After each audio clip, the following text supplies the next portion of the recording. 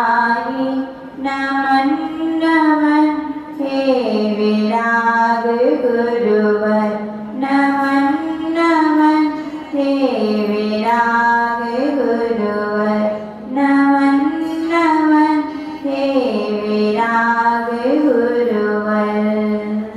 अरदान परमेश्वरी भगवान की, देवादिदेव श्री आदिनाथ भगवान की, देवादिदेव श्री महेश्वरनाथ भगवान की, परम पूज्य गुरुनाम गुरुदेव आचार्य स्वामी श्री विमल सागर जी महामुनिराज की, परम पूज्य गुरुनाम गुरुदेव आचार्य स्वामी श्री सन्मति सागर जी महामुनिराज की, परम पूज्य वृंदेव खंड के विद्वाचार्य प्रणव श्रवणाचार्य सूर्य अच्छाचार्य गणाचार्य गुरुदेव श्री विराट सागर जी महामुनिराज की, अहिंसामय विश्व धर्म की, पर्युषण महापर्व की, उत्तम क्षमा धर्म की।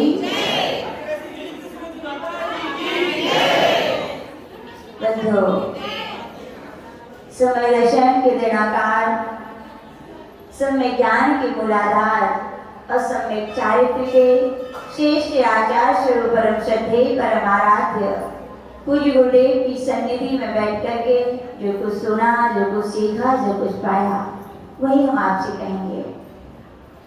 आज हमारे जीवन का या कहें इस वर्ष का बहुत प्रसन्नता का दिन है कि नहीं है?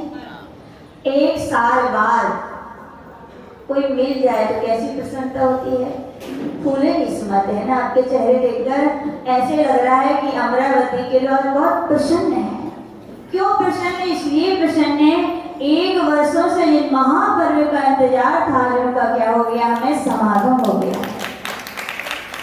पर्व वो कहलाते हैं जो हमारी आत्मा को पवित्र करते हैं। पर्व कई प्रकार के होते हैं। यूँ तो अपने भारत की संस्कृति पर्वों की संस्कृति है। एक एक धर्म में एक एक पर्व त्योहार मनाए जाते हैं, लेकिन उन त्योहारों में और जैन धर्म में दशलक्षण पर्वों का कुछ अलग ही महत्व है। जितने त्योहार आते हैं, पर्व आते हैं, सभी में नए नए कपड़े पहने जाते हैं, नई नई मिठाइयाँ खाई जाती हैं, नए नए मेहमानों को बुलाया जाता है और बहुत हर्ष और उल्लास के साथ मनाते हैं। लेकिन जैन धर्म के दशलक्षण पर्व कहें या पर्युषण पर्व कहें, बड़े निराले हैं कि नहीं। यहाँ पर खाने की बात नहीं की जाती, यहाँ पर त्याग की बात की जाती है। किसकी बात की जाती है? व्यक्ति उपवास करते हैं, व्यक्ति एक आसन करते हैं, कोई जल लेता है, कोई कुछ लेता है। जिसकी जितनी शक्ति होती है वो क्या करते हैं? उपवास करते हैं। लोग त्योहारों में नए नए वस्त्र पहनते हैं, लेकिन ये पर्युषण पर्व ऐसे हैं जहाँ व्यक्ति शुभ्र धवल वस्त्र पहनने के नियम लेते हैं या उनकी मर्यादा करते हैं। ऐसे पर्व कहलाते हैं। कौन से हैं ये?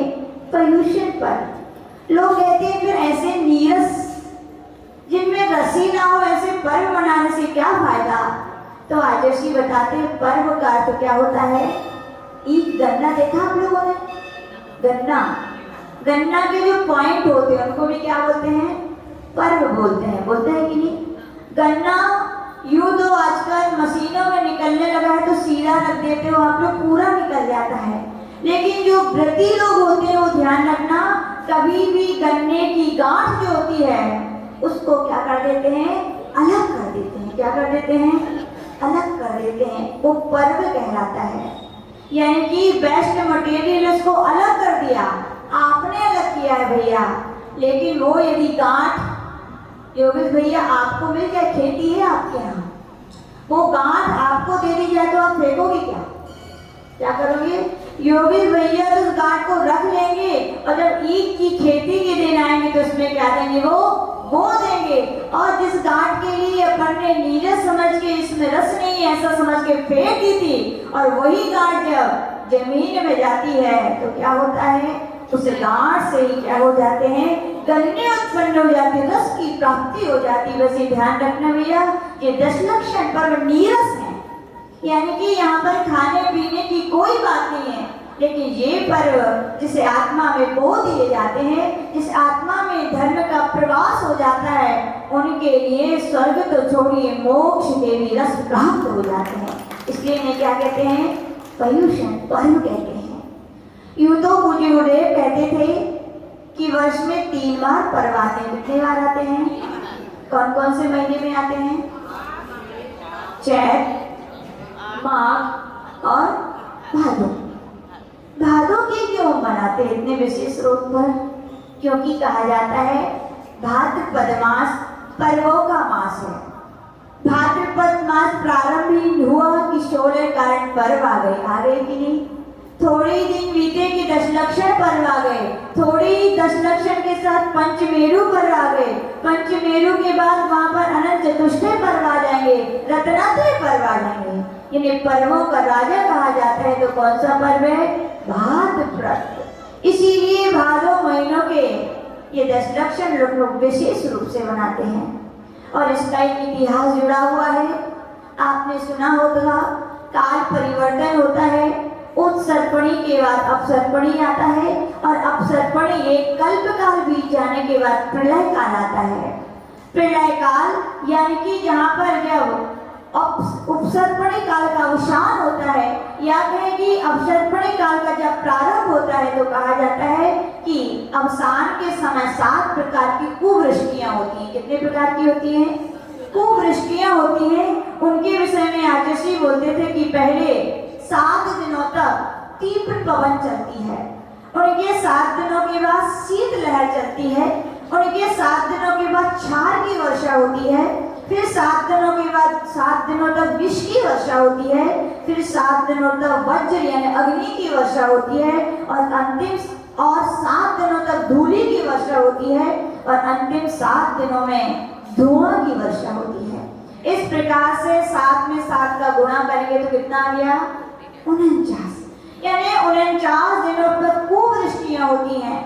जब ये कुवृष्टियां होती है इसे प्रलय काल कहा जाता है और प्रलय काल आता है तो क्या होता है? सब कुछ अस्त व्यस्त, जितने पहाड़, नदियां, पेड़ हैं, प्राणी है, सब समाप्त हो जाते हैं, सब समतल भूमि की तरह हो जाते हैं। केवल बसते हैं तो मालूम कौन बसते हैं? केवल 72 जोड़े बसते हैं। कितने बसते हैं? 72 जोड़े बसते हैं और वो भी केवल मनुष्यों के नहीं, मनुष्य और त्रियंचों के दोनों के मिलाकर। तो आचार्य जी से पूछा गया, गुरुवर कौन से वे पुण्यात्मा जीव हैं जो इतने बड़े प्रलय काल आने पर भी बच गए? उसके विषय में आचार्य जी बोलते हैं उन 72 जोड़ वे ही बसते हैं जिनकी कुल की शुद्धि रहती है, जिनकी जाति की शुद्धि होती है, जिनके घरों में कोई पुरुष अन्य समाज की लड़की से विवाह नहीं करते, जिनके घरों में विधवा विवाह नहीं होते हैं, जिनके घरों में सूतक पातक का पालन होता है। ऐसे 72 जोड़े जो शुद्ध कुल और जाति वाले होते हैं उनके लिए सौधर्मेंद्र उनकी रक्षा के लिए उनके लिए उठाकर विजात की क्या करता है? गुफाओं में छिपा देता है। वे अकेले बसते, बाकी 49 दिनों में कोई भी यहाँ पर कुछ भी नहीं बचता, सब कुछ समाप्त हो जाता है। फिर कहा जाता है 49 दिनों के बाद यानी कि श्रावणवदी एकम, जिसको अपने यहाँ पर जैन धर्म के अनुसार नव वर्ष कहा जाता है या फिर युग का प्रारंभ कहा जाता है। श्रावणवदी एकम से युग का प्रारंभ होता है। और आज कौन सी तिथि है? आज कौन सी तिथि है? कौन सी पंचमी? शुक्ल की कौन से माह की? याद रखना भैया, दशलक्षण पर प्रारंभ होते हैं तो भाद्र शुक्ला पंचमी से होते हैं। जब युग का प्रारंभ हुआ तो फिर से 7 दिनों तक शुभवृष्टियां हुई। क्या हुई? शुभवृष्टियां, जिनमें आचार्य बताते हैं श्रावण शुक्ला एकम से लेकर 7 दिन तक जल की, शीतल जल की वर्षा होती है तो अग्नि जितनी हो क्या हो जाती है? शांत हो जाती है। फिर अगले 7 दिनों तक दूध की वर्षा होती है, फिर अगले 7 दिनों तक घी की वर्षा होती है, अगले 7 दिनों तक अमृत की वर्षा होती है, फिर अगले 7 दिनों तक रस की वर्षा होती है, फिर अगले 7 दिनों तक औषधि की वर्षा होती है और अंतिम 7 दिनों में शीतल सुगंधित वायु बहती है। इस प्रकार से फिर से 7 में 7 का गुणा करेंगे कितने हो गए? 49। यानी कि श्रावणवदी एकम से लेकर 49 दिनों तक शुभ वृष्टियां होती हैं जो प्रलय काल में जो भूमि अस्त व्यस्त हो गई थी, जिसमें बहुत सारा प्रलय काल आया था, वो क्या हो जाता है? शांत हो जाता है। और हिसाब लगा लीजिए, श्रावण बदी के 15 दिन, श्रावक सुदी के 15 दिन, कितने हो गए? 30 दिन। फिर सावन के बाद कौन सा महीना आया? सावन के बाद भाद्र, तो कृष्ण पक्ष के 15 दिन, भाद्र के कितने हो गए? 30 और 15 45, और आज का है पंचमी, यानी 4 दिन शुक्ल के कितने हो गए? 45 और 4 45 और 4 मैथ से बड़ा कमजोर है। 45 और 4 49, कितने? 45 प्लस 4 इक्वल 49 डे। तो यहाँ पर आचार्य लोग यही कह रहे हैं कि बिल्कुल हिसाब किताब अपने जैन धर्म का एक एक शब्द आकार शब्द से भरा हुआ है। भगवान ने कहा कि श्रावणवती एकम से जो का प्रारंभ होता है, 49 दिनों तक शुभवृष्टियां होती हैं, और आज का दिन है वो कौन सा है? भाद्र शुक्ला पंचमी। आज के दिन सौधर में जो 49 जोड़े गिरिराज पर्वत की गुफाओं में रख दिए गए थे, उनके लिए क्या करते हैं? निकालते हैं, और वे 49 जोड़े इस धरा पर पुनः से सौधर्मेंद्र उनकी जीवन के यापन की विधि के लिए 10 धर्म की क्या करता है? फिर से पुनः आराधना करता है, प्रभु की आराधना करता है। इसीलिए 49 दिन के बाद आज हम सभी क्या मनाते हैं? 10 लक्षण पर्व। क्या मनाते हैं? पर्युषण पर्व। 10 लक्षण का अर्थ क्या होता है? 10 लक्षण धर्म, यानी धर्म याद रखना 10 नहीं है, 10 धर्म है। क्या धर्म? तो एक ही है, धर्म एक है, धर्म के वे अंग हैं। ध्यान रखना, क्या है?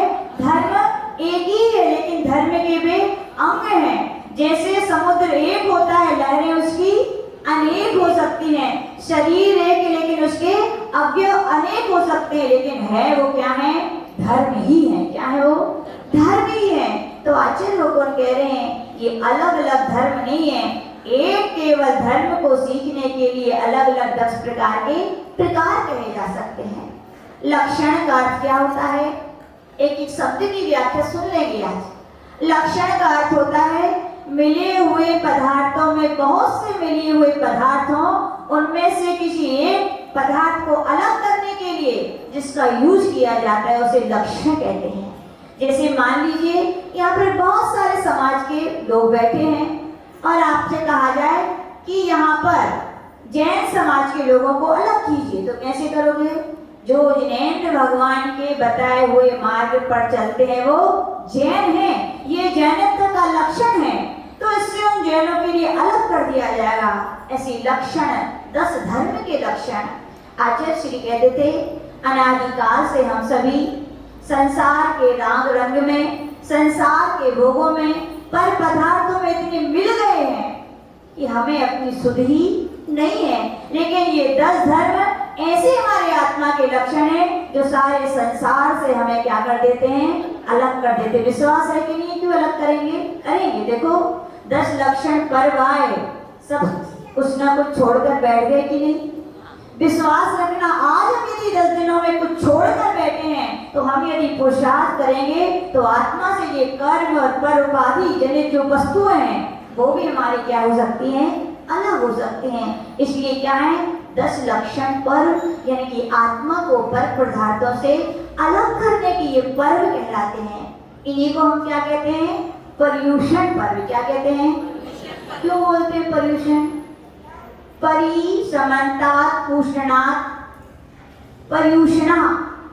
पर्युषण पर्व परि प्लस उष्णता। परि का अर्थ होता है चारों ओर से जो हमें गर्म कर दे। क्या कर दे? है ना? देखो अभी तक तो कितना अच्छा मौसम, अमरावती का मौसम के नजारे तो अलग ही हैं। कितने ही कुछ हो जाए लेकिन गर्मी गर्मी रहती है। तो आचार्य भगवान कह रहे हैं पर्युषण पर्व वे पर्व हैं जो तपाते हैं। किसके लिए तपाते हैं? लेकिन आत्मा के लिए। याद रखना, बाहर से मत तपना। बाहर से तपोगे तो क्षमा धर्म ही नहीं हो पाएगा। कहा किसको तपाना है? आत्मा को तपाने वाले यदि कोई पर्व है तो वो कौन से हैं? पर्यूषण पर्व है। और याद रखना, ये पर्यूषण पर्व कहें या दशलक्षण पर्व कहें, बीज को वृक्षत्व की प्राप्ति करनी है, नटिका को मूर्ति के रूप में ढलना है, या आत्मा को परमात्मा बनना है। तो आचार्य भगवान कह रहे हैं ये 10 प्रकार के धर्मों को जीवन में उतारना ही पड़ेगा। उतारना पड़ेगा कि नहीं? बीज ऐसे ही वृक्ष बनता है क्या? बीज यदि क्षमा भाव को धारण करके मिट्टी में ना जाए तो क्या वृक्ष बन पाएगा बाहर रखा? बीज यदि विनम्र भाव ना रखे, अपनी अकड़ को छोड़कर मिट्टी में ना समाए, अपने आप को समर्पित ना करे, तो क्या बीज क्या वृक्ष बन पाएगा?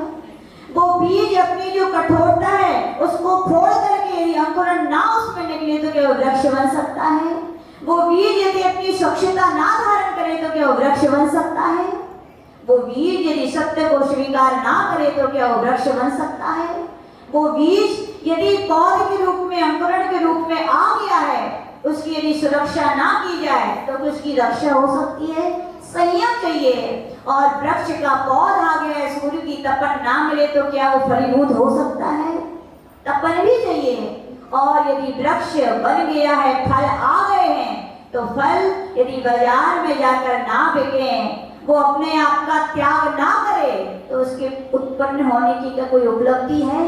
नहीं है। त्याग की वो मूर्ति, वृक्ष जब फलता है, बड़ा होता है तो अकेला खड़े रहता है। कौन से भाव को लिए रहता है? अकिंचन भाव को। जैसे वन में योगी लोग अकेले साधना करते हैं, वैसे वो बीज से बना वृक्ष भी अकिंचन धर्म को धारण करके योगी की तरह रहता है और अपने आप में समा जाता है। इसी का नाम क्या? उत्तम ब्रह्मचर्य। यानी बीज को भी वृक्ष तक बनना था तो 10 धर्म को धारण करना पड़ा। वैसे ही पूज्य गुरुदेव कहते, भैया हमारी आत्मा में भी परमात्मा बनने की शक्ति है कि नहीं है? किस किस को मालूम है कि है? हाथ ऊपर कर लो।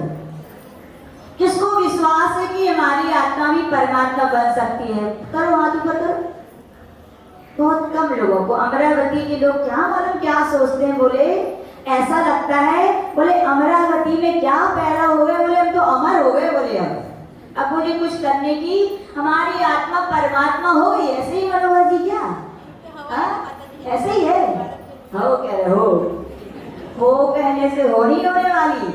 हो कहने के बाद ये सत्य को स्वीकार करो, आत्मा भी परमात्मा नहीं है, लेकिन परमात्मा बनने की उसमें शक्ति है। और शक्ति है तो खाली जानने से हो जाएगा क्या? आपके लिए मालूम चल जाए कि यहाँ से इतनी दूर शिखर जी है, तो क्या इतना जानने से पहुंच गए कि शिखर जी? साइन बोर्ड ने बताया इतने किलोमीटर पर अमुक गांव है, तो साइन बोर्ड के पास खड़े होगे क्या पहुंच जाओगे क्या? पुरुषार्थ करना पड़ेगा, कदम बढ़ाने पड़ेंगे। वैसे जैन धर्म का अटल सत्य की कसौटी पर कसा गया एक अनोखा सिद्धांत, तो यही सिद्धांत है क्या? हर आत्मा में परमात्मा बनने की क्या है कि नहीं है भैया? जो सत्य को स्वीकार करेगा वो ही सत्य को प्राप्त कर पाएगा। और उस सत्य को प्राप्त करने के कोई उपाय है तो वो कौन है? 10 धर्म है। कौन है वे? 10 धर्म को बिना धारण किए जैसे बीज वृक्षत्व नहीं बन पाएगा, जैसे वो मिट्टी मूर्ति के आकार को धारण नहीं कर पाएगी, वैसे विश्वास रखना इस आत्मा को परमात्मा बनाना है तो 10 धर्मों से अपने जीवन को श्रृंगारित करना ही पड़ेगा। और आज का दिन कौन सा दिन है? उत्तम क्षमा। कितना अच्छा है ना? क्षमा आजर्षि बोलते थे जिस पर के मुख से क्षमा निकले और उसका मन प्रसन्न हो जाए। क्या हो जाए? प्रसन्न हो जाए। तो मान लेना कि उसके अंदर क्षमा कुछ ना कुछ है। और आज क्षमा नहीं है, उत्तम क्षमा है। कौन सी क्षमा है? उत्तम। क्यों कहा? क्योंकि कहा जाता है अनादिकाल से ना जाने कितने बार तो क्षमा अपन ने भी सबको किया होगा और सबसे क्षमा मांगी होगी, लेकिन पूज्यपाद महाराज सर्वार्थ सिद्धि ग्रंथ में कह रहे हैं इसमें उत्तम विशेषण लगा है तो इसलिए लगा है मिथ्यात्व के साथ जो क्षमा है वो उत्तम क्षमा नहीं है। सम्यक दर्शन के साथ जो क्षमा है वो क्या है? उत्तम क्षमा है। महाव्रतों के साथ जो मुनियों ने धारण की वो कौन सी क्षमा है? उत्तम क्षमा। क्षमा, छ और माँ, क्या अर्थ हुआ? छ यानी क्षय, माँ यानी रोके। जो आत्मा को क्षय से रोक दे, जो आत्मा को पतन से रोक दे, जो आत्मा को विनाश से रोक दे, उसका नाम क्या है? क्षमा। कितना अपार सत्य को लिए हुए ये शब्द है। पूज्य गुरुदेव बोलते थे, क्षमा जिसके अंदर आती है, क्या उसका जीवन बनता है? क्या बनता है जीवन पता है? आज ऋषि बोलते थे, वो क्षमाधारी एक एक एक एक एक एक कदम बढ़ाते जाए और एक एक क्षमा की बूंद को बढ़ाते जाए, तो एक दिन ऐसा आता है कि वो क्षमा का सागर भगवान पारसनाथ बन जाता है। क्या बन जाता है? बने थे कि नहीं? कौन बने थे? पारसनाथ भगवान।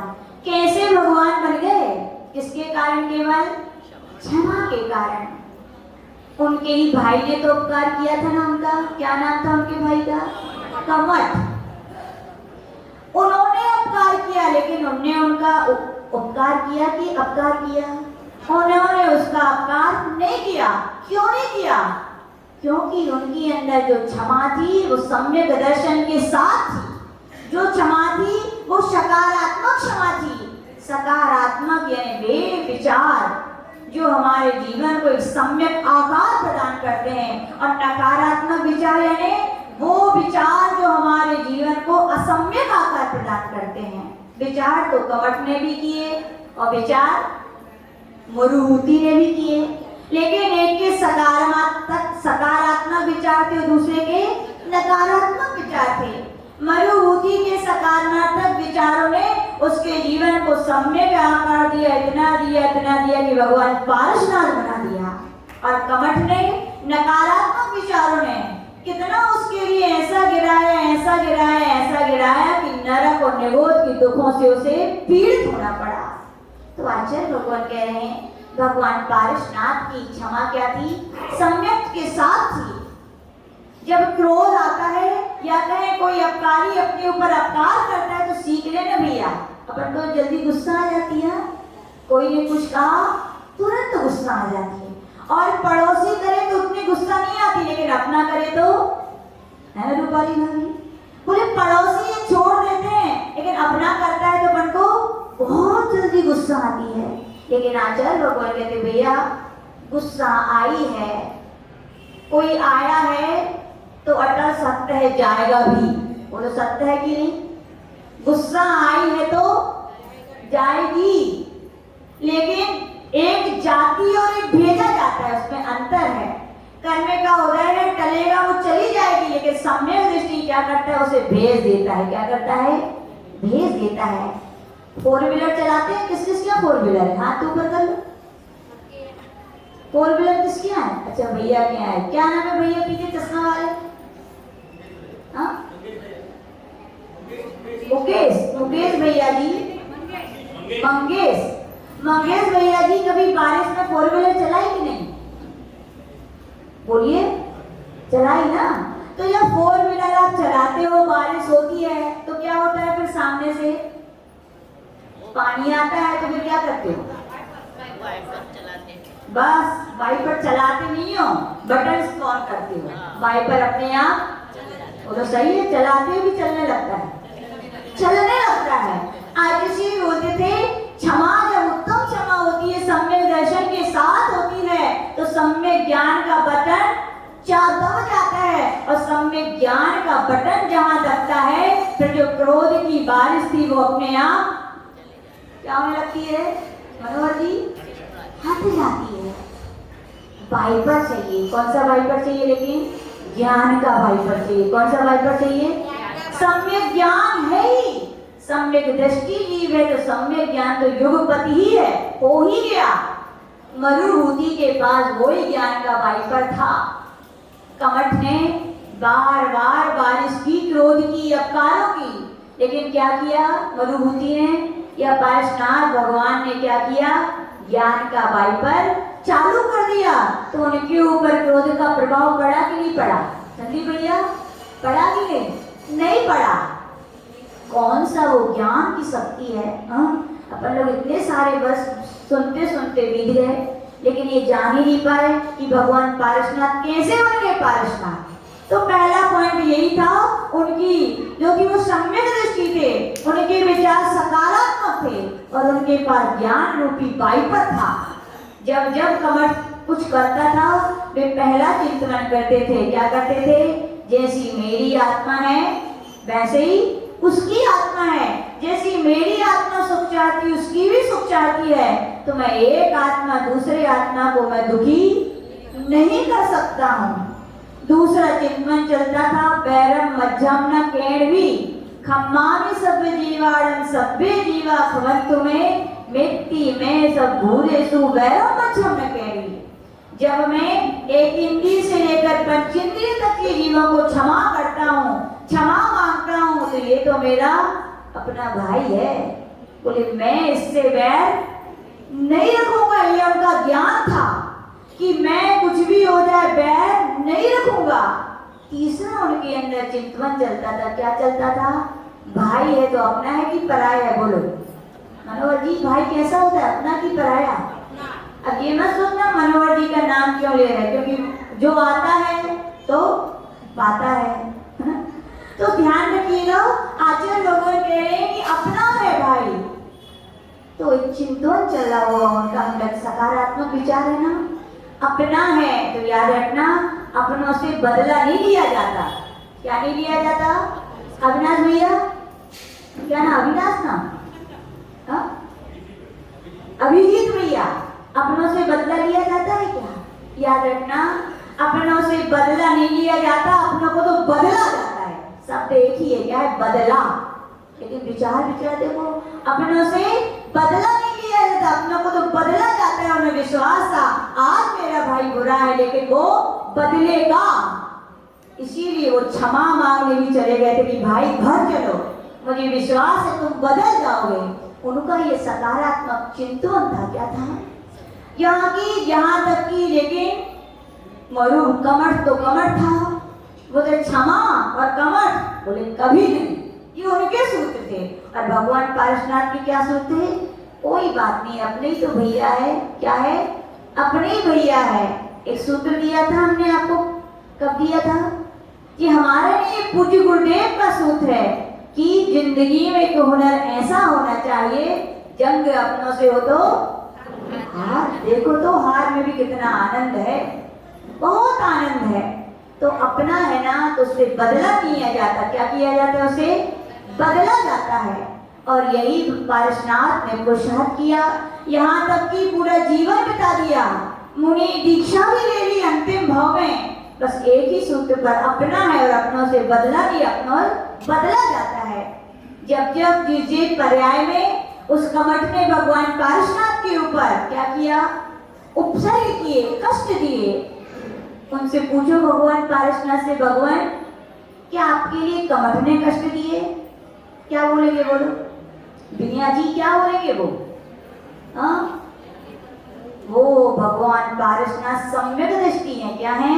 सम्यक दृष्टि की दृष्टि होती है, स्वान दृष्टि नहीं होती। स्वान के ऊपर डंडा मारोगे, स्वान यानी कुत्ता, डंडा मारोगे तो डंडे पर झपटता है, और सिंह को डंडा मारोगे तो दिलीप भाऊ मिलो तो आओ सामने मिल तो लो, पहले मिलेंगे नहीं, कोई मिल जाए तो प्रैक्टिकल करके देख लेना, डंडा दिखाना तो क्या करेगा वो?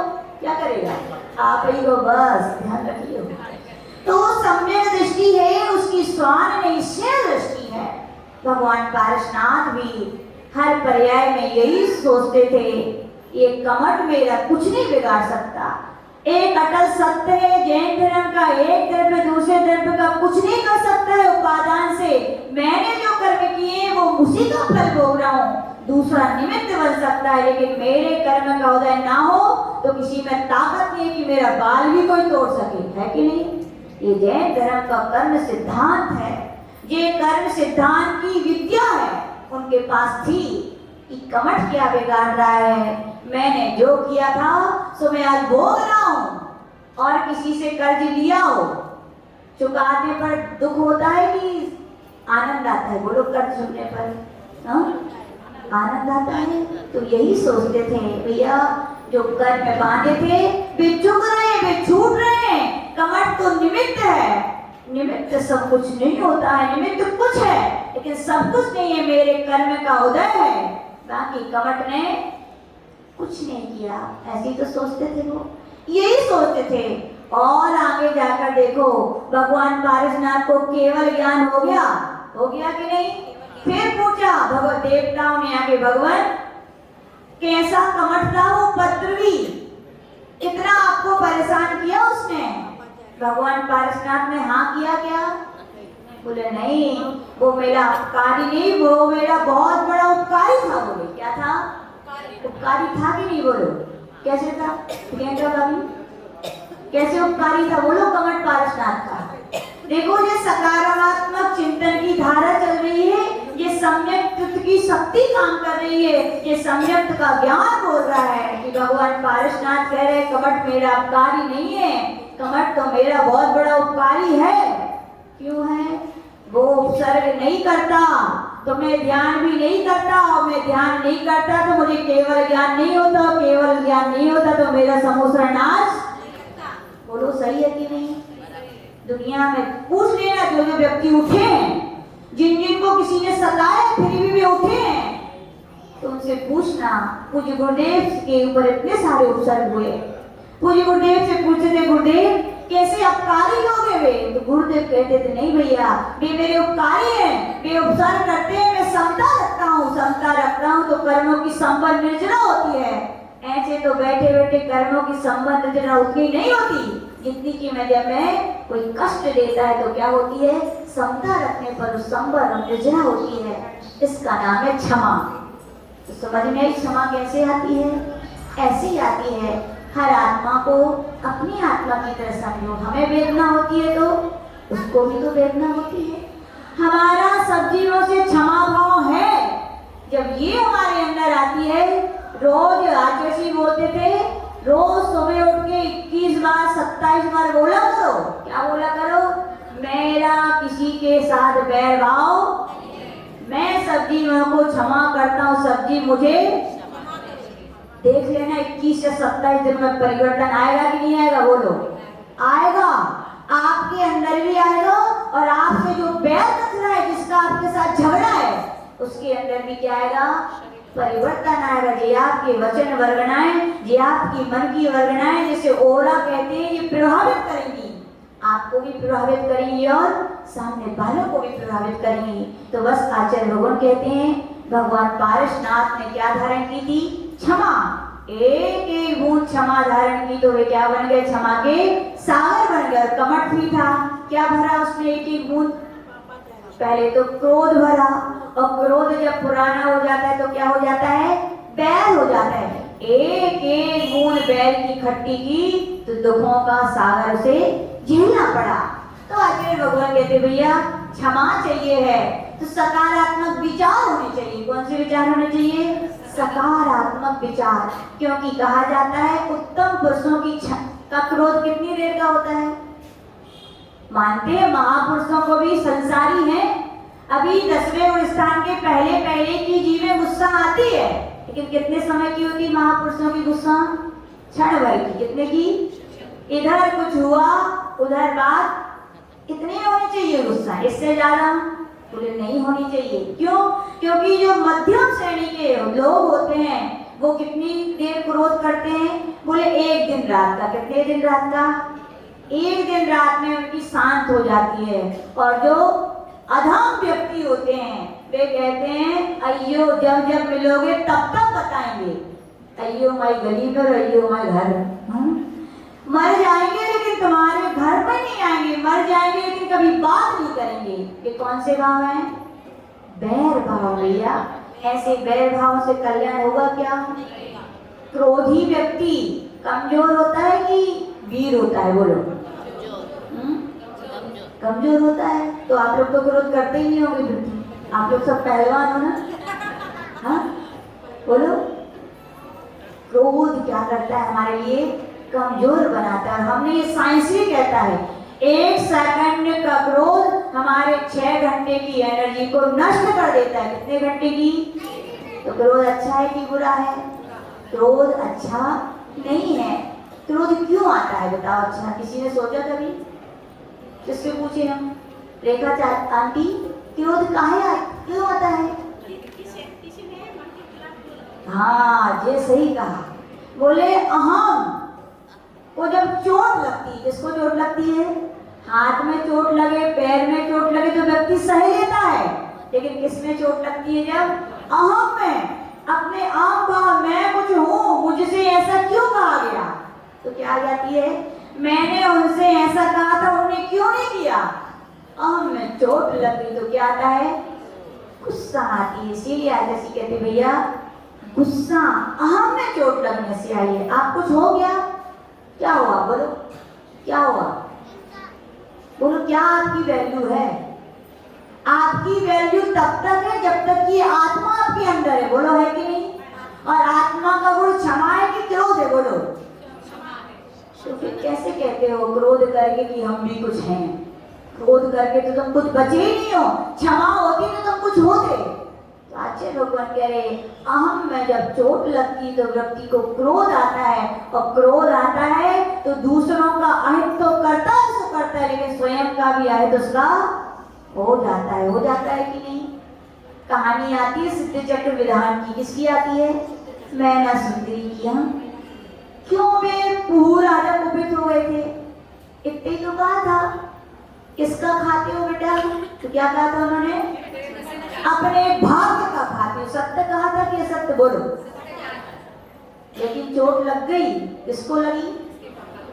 पूर राजा को अहम में चोट लगी। मैं राजा, मैं महाराजा, मेरे परिवार की सदस्य, मैं जो राज्य में वो खाती है, फिर भी क्या बोल रही है? अपने भाग्य का खाती। चोट लग गई तो क्या आ गई? गुस्सा आ गई। क्या आ गई? तो गुस्सा आ गई तो क्या किया? मैना सुंदरी का विवाह कोई पति से कर दिया, लेकिन मैना सुंदरी कुपित हुई क्यों नहीं हुई? क्योंकि उसके अहम में चोट नहीं लगी। उसने सत्य को सत्य स्वीकार किया, सत्य है, यदि मेरे भाग में ऐसे पति लिखा है तो मैं स्वीकार करूंगी। तो उसको गुस्सा नहीं है, उसने क्षमा को धारण किया। किसी ने पूछा तुम्हारे पिताजी ने ऐसा किया? बोले नहीं, मेरे पिताजी ने कुछ नहीं किया, मेरे भाग में जो लिखा था तो वो हो गया। पिताजी तो क्या है? निमित्त हैं। बोलो सत्य ऐसे ही है ना? ऐसे ही है। लेकिन पूर राजा ने क्या किया? अपना भी अहित किया और बेटी का अहित चाहा, लेकिन देखो बेटी के भाग में अहित होना नहीं था, पुण्य था, तो उनका अहित कर पाए क्या? ऐसे भैया क्रोध है। क्रोध हम सोचते हैं दूसरों पर गुस्सा कर रहा है, लेकिन अहित किसका होता है? अपनी होता है। तो फिर हम क्यों गुस्सा करते हैं? हाँ, करनी चाहिए क्या गुस्सा? रेखा आंटी अभी कहेगी वो मनोहर जी लोखंडे, वे जब कछु कह देते हैं तो गुस्सा आ जाती है। वैसे तो गुस्सा में आते नहीं, ऐसे ही है ना? ऐसे ही समझते हैं सब लोग। कितनी सारी महिलाएं यहाँ बैठी, सबसे पूछ रहे हैं आप लोगों को तो वैसे गुस्सा आती नहीं होगी ना? हाँ, नहीं वैसे नहीं आती। जब कोई सासू कुछ कहती है, देवरानी कुछ कहती है, जिठानी कुछ कहती है, या श्रीमान जी कुछ कहते हैं, तभी आती है ना, वैसे तो नहीं आती। वाह वाह वाह वाह, बहुत बढ़िया। सब बिल्कुल कसाई छूट गई, सब 10वें गुलिस्तान से भी ऊपर पहुंच गए हैं। याद रखना, यदि कुएं में पानी है तो बाल्टी डालोगे तो पानी आएगा कि नहीं आएगा? आएगा। और कुएं में पानी नहीं है तो बाल्टी डालोगे, आएगा कि नहीं आएगा? नहीं आएगा ना। कोई कहे हम तो बाल्टी हिलाएंगे डुलाएंगे, कुछ भी करो, कुएं में पानी नहीं है तो पानी लाख प्रयत्न करने पर भी नहीं आ सकता है। और कुएं में पानी है तो थोड़ी बाल्टी डालो, भर के आ जाएगा। वैसे याद रखना, आप लोगों की गलत फहमी हो गई है कि हमारे अंदर गुस्सा थोड़ी है, वे करा देते हैं। नहीं, कुएं में हृदय में क्रोध है तभी तो आया, यदि नहीं होता तो आता क्या? बोलो, है कि नहीं है? बोलो, गुस्सा अंदर है, बस ये मौका मिलता है तो प्रकट हो जाती है। क्रोध दो प्रकार का होता है, प्रकट और अप्रकट, ठीक है ना? प्रकट क्रोध और अप्रकट क्रोध। एक होता है अंतरंग क्रोध, एक होता है बहिरंग क्रोध। क्रोध को जीत सकते हो आप लोग के लिए? कौन कौन ऐसे जो क्रोध को जीत सकता है बताओ? वैभव जी, गुस्सा को जीत सकते हो कि नहीं? जीत सकते हो? कैसे जीत सकते हो मनोहर जी बताओ? जीतते हो कि नहीं? ताकत है इतनी? कैसे जीतते हो बताओ? किसी पर क्रोध नहीं कहने से थोड़ी क्रोध नहीं आता। आप लोग मास्टर हो कि क्रोध के आचार्य कुंद देव कह रहे हैं उत्तम क्षमा वही है क्रोध के निमित्त सामने हो फिर भी आप क्रोध ना करें। श्रीमती जी खूब सुनाए, खूब बड़बड़ाए, खूब बरसे, लेकिन आप गुस्सा ना करो। कोई आपका मन का काम ना करे फिर भी आप गुस्सा, ऐसा हो सकता है मनोहर जी? बोलो कैसे हो सकता है? अरे कहना सब सरल बातें हैं, याद रखना, लेकिन आप लोग करते हो ऐसा।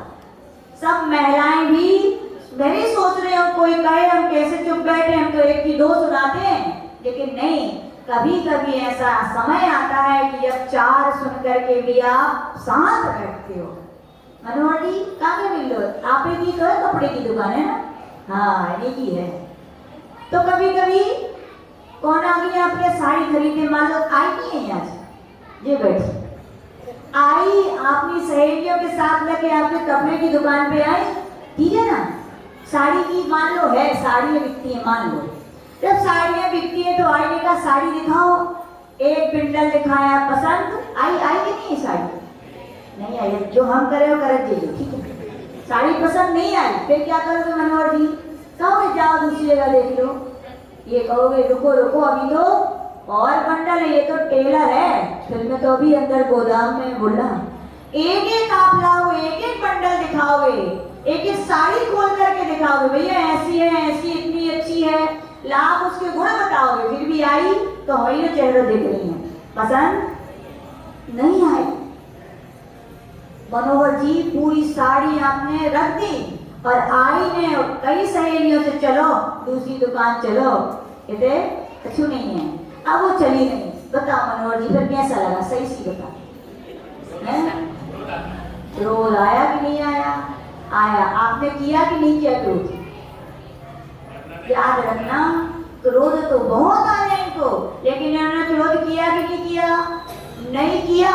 क्यों नहीं किया? क्योंकि आई अकेले नहीं थी, आई अमरावती की आई है, उनके साथ एक नहीं पूरे घर की महिलाएं हैं। यदि उनके सामने भी गुस्सा कर देते मनोहर जी तो वे एक आई और वे चार महिलाएं होशियार होती, चिंगारी तो देर में पहुंचती, लेकिन महिलाओं की बातें बहुत जल्दी पहुंच जाती हैं। याद रखना मनोहर जी जानते थे हम एक को कुछ कहेंगे गुस्सा करेंगे, ये चार जाके पूरे अमरावती में खबर फैला देगी। मनोहर जी इतना गुस्सा करते हैं, ये चार तो छोड़ो कल चार मक्खियां भी नहीं आएंगी। इसलिए मनोहर जी आप गुस्सा नहीं किया। पी गए कि नहीं? पी गए। जब भैया इतने से स्नान के लिए, किसके लिए? चार पैसे के लिए, ग्राहक नहीं आएंगे, आप गुस्सा पी सकते हो। इस आत्मा की भलाई के लिए क्यों नहीं पी जाती भैया जब कोई कुछ कहता है? हम यानी कि आप में भी क्षमता है कि हम क्रोध को जीत सकें, है कि नहीं? महिलाएं भी है कि नहीं? पुरानी हो जाती बहुएं तो खुल जाता है थोड़ा, लेकिन नई नई आती है तो कुछ भी कह दे सास, तो बोल पाते हो कि नहीं? नहीं बोलते। क्यों? नए हैं, अब इसे बोलने लगे तो पूरे मोहल्ला में खबर चल जाए इतनी सीधी है वो लोग। इसलिए उस समय बुरा लगता है फिर भी पी जाते हो, यानी कि आपके अंदर क्रोध को सहने की शक्ति है, आपके अंदर क्षमा को धारण करने की शक्ति है कि नहीं? आपने यानी कि ये विश्वास होना चाहिए। कई लोग बोलते हैं क्या करें माता जी, काबू नहीं रहता। कई लोग बोलते भाई इतनी गुस्सा नहीं किया करो, बोलते माता जी सीमा पार हो जाती है, मुझ पे काबू नहीं रहता। कि नहीं, ये तो आप गलत बोल रहे हो, आप में भी काबू करने की ताकत है। कभी कभी समय होता है जब इमेज इज्जत की बात होती है तो आप काबू कर जाते हो, और जब आपको किसी की चिंता नहीं रहती है, अब ना अपनी इज्जत की ना किसी समाज की, तो अपन क्या करते हैं? गुस्सा कर देते हैं। तो आचार्य लोग ये कह रहे भैया गुस्सा क्या है? कायरता का प्रतीक है। किसका है? गुस्सा कमजोरी का प्रतीक है। और क्षमा करना क्या है? वीरों का आभूषण है। किसका आभूषण है? वीरों का है। कितनी सुंदर वहां अपने ग्रंथों में महिमा गाई गई है क्षमा की। कहा गया 1 करोड़ बार कोई स्तोत्र पढ़ लो। क्या पढ़ लो? 1 करोड़ बार स्तोत्र पढ़ लो और उसके बदले एक जाप कर लो, यानी जाप में ज्यादा पुण्य है। फिर कहा 1 करोड़ बार जाप कर लो, उसमें कहा गया चाहे एक बार ध्यान कर लो, यानी कि जाप करने से ज्यादा पुण्य किसमें है? ध्यान में। फिर कहा गया 1 करोड़ बार ध्यान कर लो, चाहे एक बार किसी व्यक्ति को क्या कर दो? क्षमा कर दो। यानी 1 करोड़ बार ध्यान करने से भी बड़ी कौन है? अपनी क्षमा है। तो भैया आज का उत्तम क्षमा धर्म यही कह रहा है, क्रोध को हमें जीतना चाहिए। उसको जीतने के यही उपाय है, ज्ञान का वाइपर ले आओ। क्या ले आओ? ज्ञान का वाइपर ले आओ, सकारात्मक चिंतन लाओ।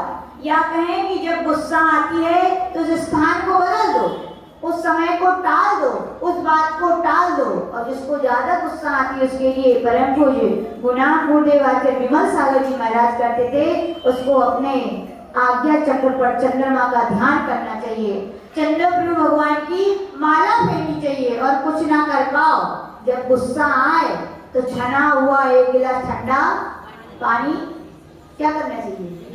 नहीं, पीना नहीं है, पी लोगे तो गड़बड़ होगी, मुंह में भर लेना चाहिए। क्या? मुंह में भर लोगे, कोई गुस्सा करेगा तो आप बोल नहीं पाओगे, जब आप बोलोगे तो आपका मौन हो गया और शांत रहने से बात क्या हो जाएगी? वो जो बिगड़ने वाली थी वो बन जाएगी। भैया क्रोध अपने आत्मा के परिणामों को खराब करता है, इसके साथ साथ अपने आभा मंडल को खराब करता है। जब अपना आभा मंडल क्रोधमयी वर्णनाएं जब निकलती हैं तो सारे एटमॉस्फेयर को भी क्या करता है? खराब करता है। एक एक व्यक्ति प्रभावित होता है। होता है कि नहीं होता? आप जब गुस्से में बैठती है तो आपके बच्चे आपके पास आ पाते हैं? बोलो। यानी कि आपकी वो क्रोध की वर्णनाओं ने इतना प्रभाव डाल दिया कि आपका बच्चा भी आपसे डरता है। और जब आप प्रसन्न बैठते हो तो कितना भी गलती करके आया हो, कितना भी उद्यम करके आया हो, लेकिन वो बच्चा देखता है मम्मी पापा प्रसन्न है तो आके जल्दी से बैठ जाते। क्यों? वो क्षमा के परिणाम है। ऐसे साइंस ने भी बहुत रिसर्च किए, यहाँ तक कि पेड़ों पर भी रिसर्च किए कि एक व्यक्ति कुल्हाड़ी लेकर के गया, क्रोध के भाव के साथ गया तो पेड़ों में लाल लाइट जलने लगी, और कोई व्यक्ति खाद और पानी लेकर के गया तो वहां पर जो लाइट लगाई थी वो हरी जलने लगी। कहने का तात्पर्य क्षमा भाव हमारे लिए नहीं, हमारे चारों तरफ के वातावरण को, हमारे व्यक्तियों को प्रभावित करता है। करता है कि नहीं? करता है भैया। देखो यशोधर मुनि महाराज के ऊपर 500 कुत्ते छोड़े गए थे, तो आपने पढ़ा ही नहीं होगा शरणित। ये भी अमरावती वालों की विशेषता है, बोले अमर हो ही गए तो शास्त्र पढ़ने की क्या जरूरत? पढ़ो शरणित। तो वहां पे कहा गया यशोधर मुनि महाराज के ऊपर 500 खूंखार कुत्ते छोड़े गए उनके सताने के लिए, लेकिन मुनि महाराज की आभा मंडल क्षमा का प्रभाव कि वो कुत्ते पालतू कुत्तों की तरह बैठ गए। तो आचार्य भगवान यही कहते हैं क्षमा भाव से ही किसी को अपना बनाया जा सकता है। क्रोध ने कभी किसी को अपना नहीं बनाया है। और जब सब अपने हैं तो आज का उत्तम क्षमा भाव यही कहता है कि अपन सबको क्या करते जाएं? क्षमा करते जाओ। देखो कर भूलना तो पड़ेगा ही, कितनी भी किसी से झगड़ा हो जाए हमेशा याद रहता है क्या? नहीं रहता, भूलना ही पड़ता है। जब भूलना ही पड़ता है तो हम किसी से गलती हो जाए उससे बदला नहीं लेंगे, क्या करेंगे? उसको बदलेंगे। क्या करेंगे? उसको बदलने के समय को देखेंगे, सकारात्मक चिंतन करेंगे, टाइम टेबल ऐसा नियम ले लेंगे। एक दिन कल आई थी माता जी, हम नाम नहीं बता रहे, बहुत गुस्सा आती है, क्या करें? तो हमने कहा एक काम करो, नियम ले लो। बोले क्या नियम ले लो? हमने कहा नियम ले लो कि दोपहर में 4 बजे से 5 बजे तक ही गुस्सा करेंगे, बाकी हम गुस्सा, यदि इसको गुस्सा आती है और नहीं करना है तो नियम ले लो। इसको आती गुस्सा आती किसी को? यहाँ अमरावती में सब बिल्कुल आकाशाई जीवन बिल्कुल। फिर भी कोई हो तो भगवान के सामने एक नियम ले लेना कि हम इतने से बजे तक ही गुस्सा करेंगे, बाकी हम 24 घंटे में 20 घंटे 22 घंटे गुस्सा। बोलो आएगी गुस्सा क्या? फिर और आएगी जब आएगी तब आप टाल दोगे, वो टाल दिया तो समय टल जाएगा, समय टल जाएगा तो क्रोध भी चला जाएगा। तो आज के उत्तम क्षमा के दिन जो हमारे आत्मा को पतन से रोक दे, हमारे आत्मा के विकास से रोक दे, वो क्षमा धर्म है। हम उसी क्षमा धर्म को अपने जीवन में चरितार्थ करें, अपनी आत्मा का कल्याण करें। जो परम पूज्य गणाचार्य गुरुदेव श्री विराट सागर जी महामुनि राज की सभी लोग हाथ जोड़ेंगे, 3 बार जाप करेंगे। ओम